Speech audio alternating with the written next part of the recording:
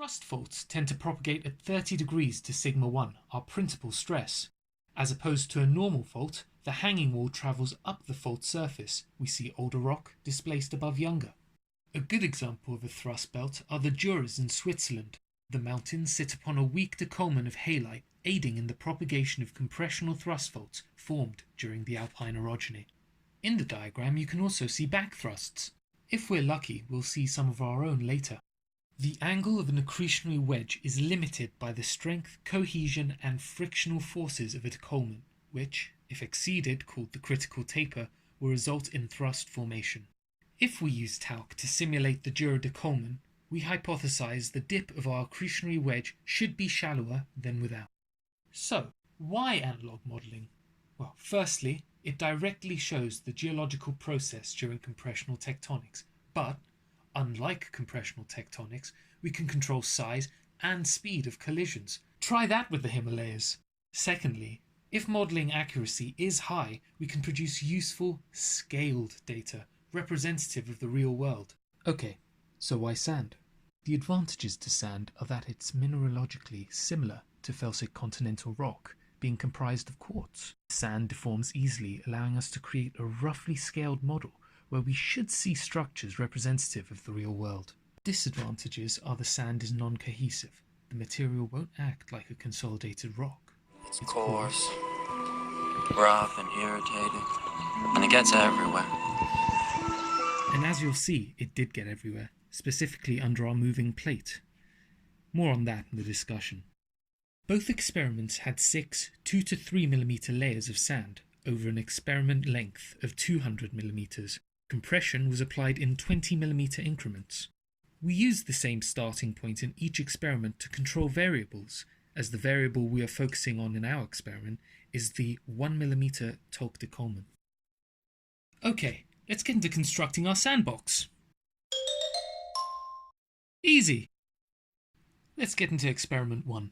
Almost as soon as compression starts, we can see a thrust fault developing at the signature inclination of 30 degrees from the focus, the point at which our compressional plate contacts sand. We can also see the growth of the accretionary wedge begin as our older beds climb the newly formed fault ramp. The youngest fault continues to develop, whilst the oldest fault becomes progressively steeper, becoming back tilted up to 50 degrees. 2 new faults simultaneously occur, along with the development of 2 new accretionary wedges.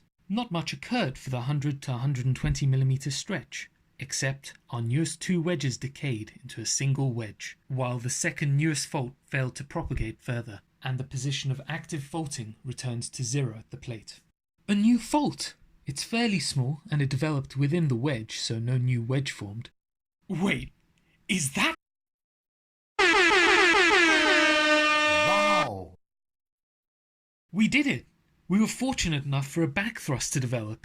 But what is a back thrust? Well, it's a fault that develops opposite to the direction of main thrust propagation, usually at steeper angles to standard thrusts. Unfortunately, it didn't happen in our experiment, but considering they're quite rare in sandbox environments, not too shabby. So, what have we learnt in experiment 1? Well, the dip of the oldest fault always gets progressively steeper, while the dip of the youngest fault varies from about 46 to 30 degrees. The number of faults increases as displacement occurs, and actually, the locus of active faulting starts away from the compression plate when the new faults form, and then regresses back to 0 as the compression plate moves onwards. The dip of the top surface stays consistent between 38 and 26 degrees. The wedge gets progressively longer as displacement occurs. The primary wedge gets progressively thicker as displacement occurs, and several wedges can occur at the same time.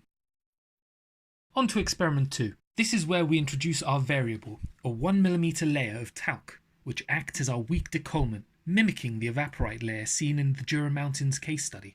At first glance, apart from more initial faulting, there isn't a discernible difference to experiment 1, but upon closer inspection, we notice that the dip of the top surface is 5 degrees shallower. The dip of our oldest fault is once again becoming more inclined as compression increases, but after a bit of time, despite the explosive start, fault formation slowed. Similarly to experiment 1, the locus is still initially found at distance whilst the compressive plate migrates towards it. As experiment 2 draws to a close, we can see there was less thrust formation compared to experiment 1. Here are our results.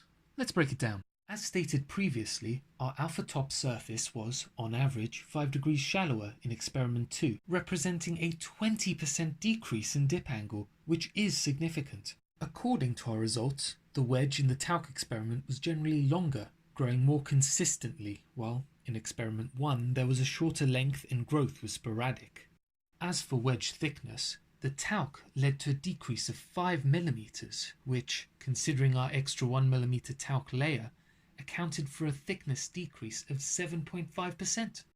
On an extra note, dip of the youngest fault was, on average, 1.9 degrees smaller.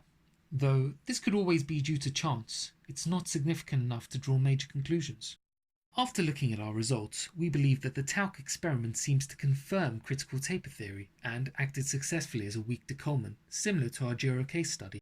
We may have encountered anomalous results in experiment 1, which led to regression of wedge length affecting the average and leading to a similar result between both experiments, which likely should not have happened. Sand gets everywhere, including under our compressive plate, removing material from our wedge, which wouldn't be possible in nature. In conclusion, our results seem to indicate that there is a link between décollement strength and accretionary wedge structure, and seems to support critical taper theory. Thanks for watching. Easy!